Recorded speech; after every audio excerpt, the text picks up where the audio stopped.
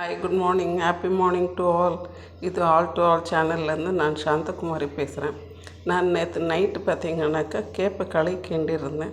இன்றைக்கி அந்த கேப்பை களியை வச்சு ஒரு கூழ் செய்கிறது எப்படின்னுட்டுன்னு சொல்கிறேன். இது ரொம்பவே குடித்தா ரொம்ப ஹெல்த்தியானது, பாரம்பரியமானது. நெக்ஸ்ட்டு உடம்புக்கு ரொம்ப குளிர்ச்சி, நல்லது.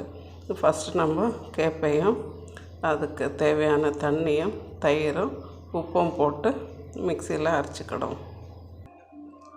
பாருங்கள், இப்போ நம்ம அந்த கேப்பை கூழை, அந்த கேப்பை உருண்டையும் தயிரையும் தண்ணியும் போட்டு அரைச்சிக்கிட்டு வந்து இது கூழ் ரெடி ஆகிடுச்சு. இதில் ஒரு 2 ஸ்ப்ரவுட் போட்டுக்குவோம்.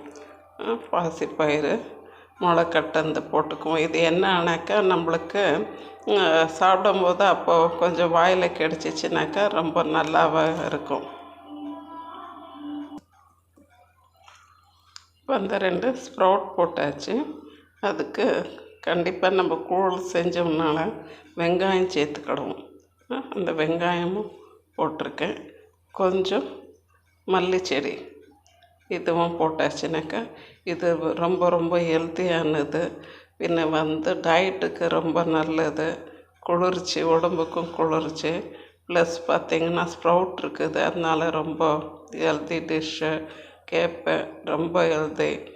இந்த வெகை காலத்துக்கு இது ரொம்பவே சூட்டபுளாக இருக்கும். எல்லோரும் குடிக்கலாம்.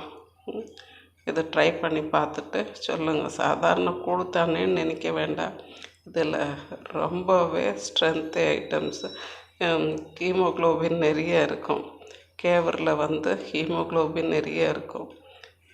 இன்றைக்கி எனக்கு 60 இயர்ஸ் ஆகிடுச்சி. இதெல்லாம் அந்த காலத்தில் சாப்பிட போய் தான் இன்றைக்கி நாங்கள் ஸ்ட்ராங்காக இருக்கோம்.